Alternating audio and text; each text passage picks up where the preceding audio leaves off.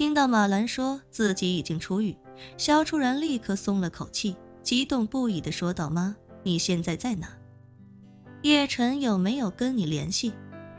马兰忙道：叶晨就在我跟前呢，就是他帮我找的关系，才把我给放出来的。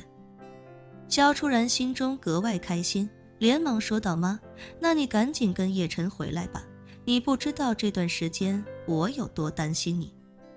马兰抿了抿嘴，尴尬到那个。初然啊，妈不想去普罗维登斯了，那地方实在没什么意思，不如留在纽约玩几天，刚好妈在监狱里认识了一个朋友，我俩同一天出来的。他邀请我在纽约待几天。萧初然一听这话，几乎毫不犹豫地拒绝道：妈，你可千万不要再相信外面的人了，你怎么进的监狱，你自己心里还没数吗？外面那些人根本就不是真心实意想跟你做朋友，都是有所图才接近你的。马兰解释道：哎呀，不会的，初然，妈在监狱里认识的这个朋友是一个非常实在的人，他跟妈一样，都是被歹人陷害才进的监狱。说着，马兰搬出监狱里遇到的那位同胞的故事，感叹道：你知道这个姐妹是怎么进的监狱吗？说出来你可能都不信，就是因为在美国卖大闸蟹给华人同胞，结果有一个傻狗没买到，转手就把人家举报了，结果就给人家弄到监狱里去了，还罚了不少钱呢。你说这世界上怎么就有这么坏的人呢？萧初然也有些不理解，但他却还是有些担心地说道：妈，你好不容易才出狱，我真的不放心你一个人在纽约，要不你还是听我的，跟叶晨一起回到普罗维登斯来吧。马兰坚定不移地说道：哎呀，初然，要相信吗？这一次看人绝对没有任何问题。放10000个心，你妈现在还能有什么让人骗的？说着，马兰怕萧初然还不同意，便倔强地说道：反正我已经答应我那个姐妹了，说什么我都要在纽约好好的玩几天。萧初然无奈，便开口道：妈，那你把电话给叶晨。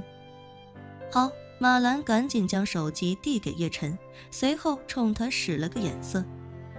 叶晨接过电话，便开口道：喂，老婆。电话那头的萧初然问道：老公，你见到妈说的那个朋友了吗？靠谱吗？叶晨为了配合马兰，也只能随口说道：看到了，还挺靠谱的，而且我在纽约也拜托客户多帮忙，妈在这里肯定没问题，你就放心吧。听到叶晨的话，萧初然才算是松了口气，无奈说道：行吧，以我妈那个性格，只要是她决定的事情，就是8匹马也拉不回来，既然你都觉得靠谱，那我就不跟她争论了。说着，萧初然又道：老公，这次的事情真的是太辛苦你了，为了我妈闯的祸忙前忙后，谢谢你。叶晨微微一笑，柔声道：老婆，你跟我还用得着这么客气啊？再说你妈是我的丈母娘，这都是我应该做的分内事。萧初然轻轻嗯了一声，问她老公：那你打算什么时候回来啊？叶晨心里暗忖，自己眼下在纽约的任务已经完成，也该回去陪萧初然了，于是便开口道：我稍后就回去了，几个小时车程就到。萧初然提醒道：对了，老公，你别忘了好好谢谢你那位客户，人家这些天肯定也没少操心帮忙，不如晚上请人家吃顿饭，要是时间足够就等吃过饭再开车回来，要是时间不够就明天一早回来也没问题，咱们不能让别人觉得咱们失了礼数。叶晨倒是没打算请费建中吃饭，不过萧初然既然这么说了，他倒是打算先去跟洪武和陈泽楷交代一声，让他们暂时先留在纽约的白金汉宫待命。于是他便对萧初然说道：好的，老婆，那我看着安排一下，完事就尽快回去。叶晨挂了电话，便对马兰说道：妈，这几天您就在这好好休养一下，我去跟客户见个面，然后就回去陪初然了。去吧去吧，马兰笑呵呵地说道，妈在这儿肯定会被照顾得很好的，你跟初然不用担心吗？叶晨自然不担心马兰。费建中这家医院给马兰的待遇，基本上是费家核心成员才能享受到的最高级别。马兰在这里养伤，一定会让他觉得自己这次断腿断得物有所值。于是叶晨告别了马兰，准备前往白金汉宫酒店。不过就在他刚坐进车里的时候，他忽然接到了一个电话。让他感到意外的是，打来电话的人竟然是前2天刚刚回家与家人团聚的李亚林。叶晨接通电话，好奇地问道，李探长怎么这时候给我打电话？你不是应该在休斯顿陪家人吗？李亚林讪笑一声道，叶少爷，我到纽约了，预定了晚上的航班飞中东去叙利亚，所以想问问您还在不在纽约？如果您还在纽约的话，我想约您见一面，当面聊聊。叶晨心中有些惊讶，他并没有打算让李亚林这么快就投入到调查那个神秘组织的工作中来。毕竟他也算是从鬼门关走了一遭的人，这种时候肯定更希望能够多和家人待在一起。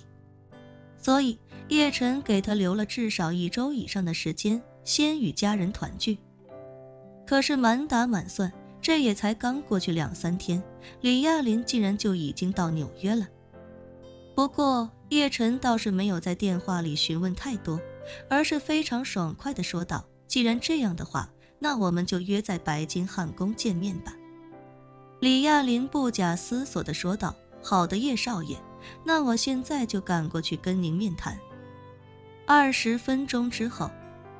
叶晨先一步抵达白金汉宫。当他刚到总统套房里的时候，洪武快步来报，叶大师，那个李探长来了。叶晨点点头，让他进来吧。洪武赶忙将一身休闲装的李亚林请了进来。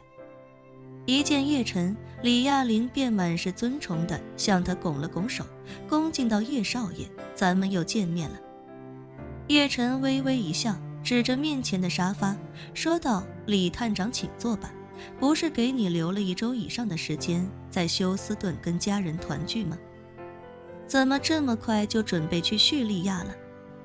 李亚林自嘲一笑，感叹道，女儿女婿每天忙着看车看房，也没什么时间陪我，我也不想继续留在休斯顿浪费时间，打算先去叙利亚跟您上次抓到的活口见一面，了解一下具体细节。叶晨眼见李亚林神情之中有些落寞，会心一笑，开口道，李探长，人有7情6欲，物欲便是其中极其重要的一种，人们努力赚钱，想要一个更好的生活，这其中物欲至少占了1多半。年轻人追求物欲，享受生活，这也并不是件坏事，你也不必过于在意。是，李亚林轻叹一声，无奈地点了点头。他也知道叶晨说的没错，只是心中依旧难免有些许失望。叶晨劝他一句，随后便岔开话题，开口问道，李探长，你这次有没有想好要从哪里作为切入点来调查那个神秘组织？据我之前得到的口供，这个神秘组织的信息保护极其严密，想找到他们的线索，怕是没那么容易。李亚林认真道，这个问题我这几天仔细考虑过，他们把相关线索隐藏的确实非常好，无论是那些死士，还是您的小舅妈一家，基本上都没有留下什么跟这个神秘组织有实质性关系的线索。就像您跟我说的，那些死士为这个组织卖命数百年，却连自己究竟身处何处都不知道，这种保密手段可以说是闻所未闻。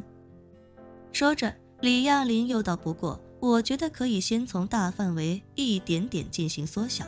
比如先想办法调查一下那批死士的驻扎地究竟在7大洲中的哪一个，锁定了具体哪个州，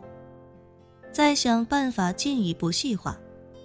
叶晨感叹道，想确定他们在7大洲里的哪一个，恐怕都没那么简单吧。毕竟这帮死士这么多年一直暗无天日，他们自己都没找到什么线索。李亚林胸有成竹地说道，只要您抓到的那个活口配合度足够高，并且记忆力足够好，那么我是有机会与他一起锁定出大概范围的。说着，他进一步解释道，叶少爷，无论他们被藏在多么隐蔽的地方，他们都无法摆脱重大地质灾害的影响。如果发生地震，他们一定会有感觉。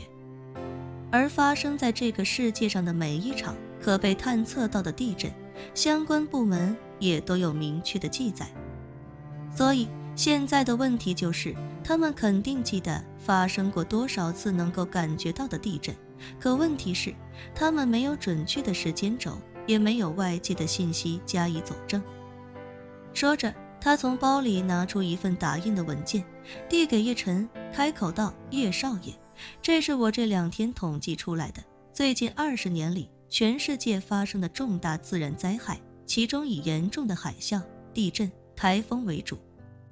如果能跟对方的记忆大概对上，那他的每一次记忆都会成为一段坐标，只要坐标足够多，就能帮我找到他们的大概位置。叶晨试探性地问道，难道就像所谓的通讯基站定位？没错，李亚林重重地点头说道，就是这个意思。